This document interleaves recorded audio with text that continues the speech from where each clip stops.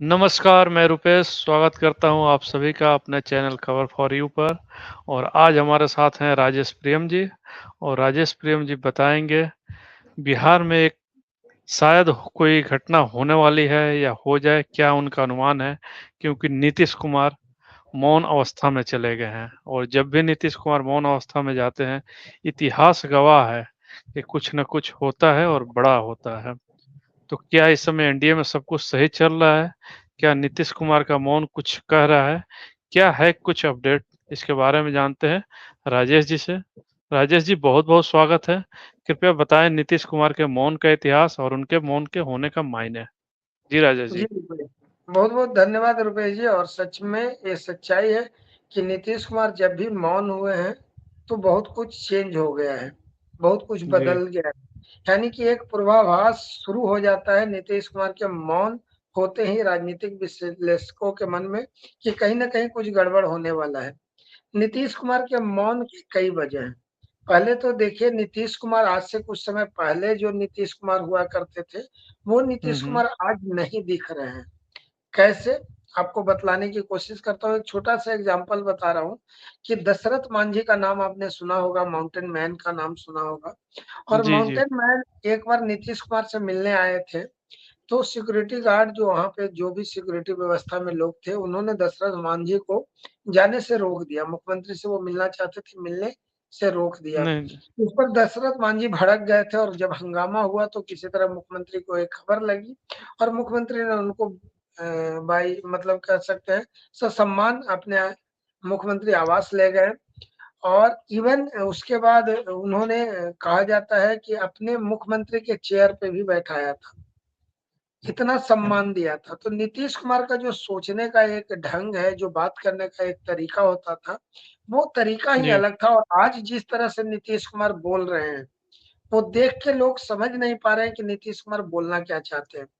कुछ समय पहले आपको याद होगा विधानसभा के सत्र के दौरान उन्होंने महिलाओं को लेकर कुछ अपमानजनक बातें की थी, जिसको लेके बिल्कुल। काफ़ी हंगामा हुआ था और उस समय यही भारतीय जनता पार्टी विपक्षी दल के रूप में नीतीश कुमार का पुरजोर विरोध भी किया था। कई महिला नेत्री ने तो बहुत कुछ कह दिया था नीतीश कुमार के बारे में। जी, अब मैं जी। बताना चाहता हूँ कि नीतीश कुमार मौन क्यों है?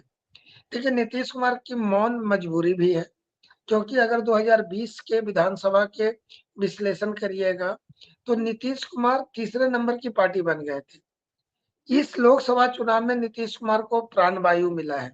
लेकिन अगर वोट शेयरिंग की बात करेंगे बिहार में, तो वोट परसेंटेज में अभी भी तेजस्वी यादव आगे हैं।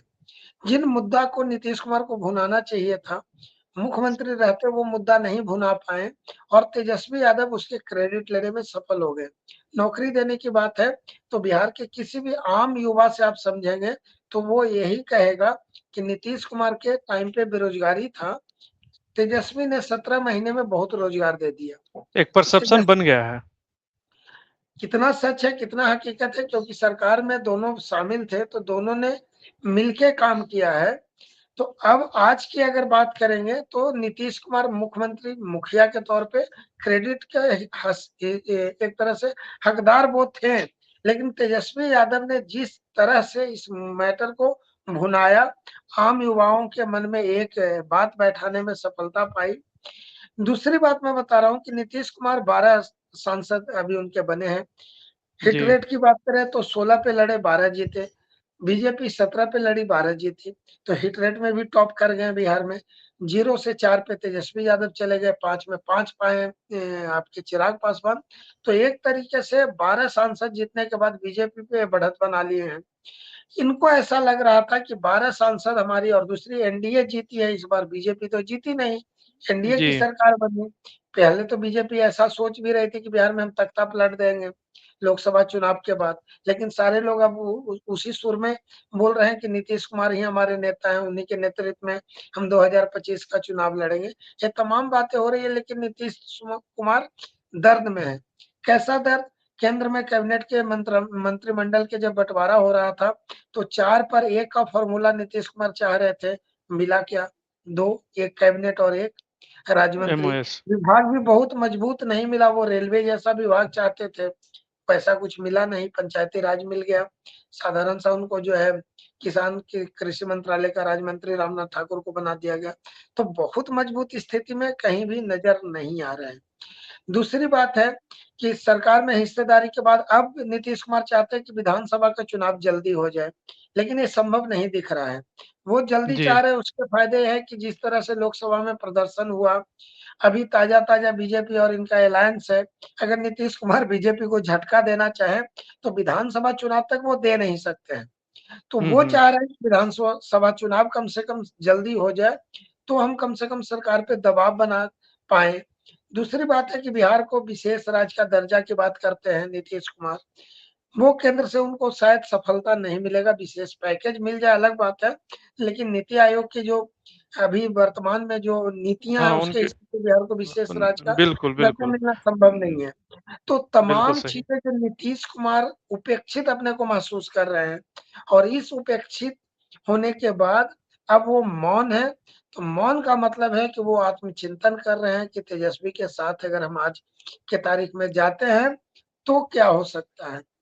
तेजस्वी के साथ जाएँगे निश्चित तौर पे वहाँ भी छोटे भाई की भूमिका में इनको रहना पड़ेगा।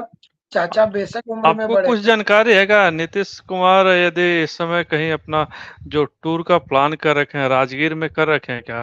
क्योंकि वो जब मौन पर जाते हैं और राजगीर में जाते हैं, तो कहीं न कहीं कुछ बहुत ज़्यादा कुछ बड़ा घटना होता है। लेकिन मुझे समझ में नहीं आता कि चंद्रबाबू नायडू से इनकी क्या एक खुन्नस हो सकती है या ऐसा क्या है कि उनके शपथ ग्रहण में नहीं गए? क्या इसके पीछे का क्या कारण है?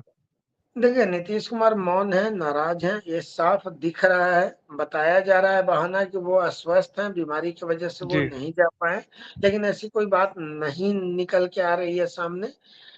हाँ, हालाँकि आज उन्होंने फ़ोन करके चंद्रबाबू नायडू से उनकी बात हुई है, तो वो जी। बातचीत में थोड़ा-सा उन्होंने जो भी नहीं जाने का वजह रहा हो, वो एक्सप्लेन करने की कोशिश की हो। वो डैमेज कंट्रोल को जो है मैनेज करने की कोशिश किया होगा। लेकिन कुल मिला के नीतीश कुमार और चंद्रबाबू नायडू दोनों की इच्छा पूर्ति अभी के मंत्रिमंडल में नहीं हुआ है, तो दोनों मिल के कुछ गुटर-गू करके हो सकता है केंद्र को झटका देने का भी सोच रहे हों। लेकिन नाराज़गी चंद्रबाबू नायडू से नहीं है, नाराज़गी केंद्र जी। की सरकार से है। अब नहीं जाना आपको एक क्या बड़ी लगता है वर्तमान परिस्थिति में ऐसी राजनीतिक स्थिति अभी है कि वो झटका दे सकते हैं? देखिए, विधानसभा चुनाव तक नीतीश कुमार कहीं नहीं जाने वाले हैं, ये सबको मालूम है। लेकिन विधानसभा चुनाव में भी वो कितना भाजपा पे दबाव बना पाएँगे, चूँकि टिकट बँटवारा बिहार में एक मूल समस्या हो जाएगी इन दोनों के अलायंस के लिए। हुँ, हुँ। 17 पे बीजेपी लड़ी थी, तो विधानसभा में भी बड़ी भूमिका में ही बीजेपी रहना चाहेगी।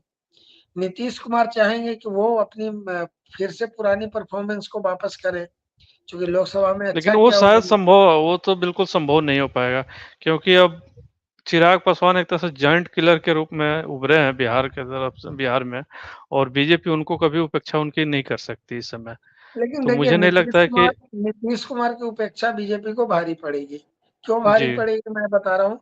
तेजस्वी यादव अभी वर्तमान समय में भाजपा के जो कोर वोटर हैं, उसमें उन्होंने बड़ा सेंध लगाया। कैसे सेंध लगाया?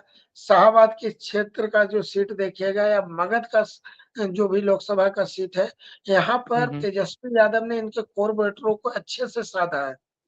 देखिए, बिल्कुल, बिल्कुल। पाटलिपुत्र का सीट वो जीत गए, आरा का सीट जीत गए, बक्सर का सीट जीत गए, सासाराम, काराकट, इसके बाद आप आ जाइए औरंगाबाद, ये तमाम हुँ, हुँ। सीटें जहानाबाद, ये तमाम सीटें अगर तेजस्वी यादव और उनकी अलायंस जीत रही है, इसका मतलब है कि यहाँ पर जो उनके भाजपा के कोर वोटर थे, वो भी तेजस्वी के साथ चले गए। तो जी। बिहार का पूरा खेला 5 से 7% वोट का है और बिहार में वोटर जब मूव करता है ना किसी भी दल से दूसरे दल में, तो वहाँ जाति की पॉलिटिक्स है बहुत ज़्यादा, तो जाति पूरी मूव करती हुँ। है। निषाद ने इस बार महागठबंधन का साथ दिया, कुशवाहा ने बहुत हद तक महागठबंधन साथ का दिया साथ था। दिया। राजपूत वोटर बहुत हद तक छिटक गए महागठबंधन के तरफ जहाँ-जहाँ प्रत्याशी उनके हुए। तो इस जी, जी। प्रकार की जब राजनीति है, मुस्लिम वोटर पहले से एमवाई की बात कर रहे हैं।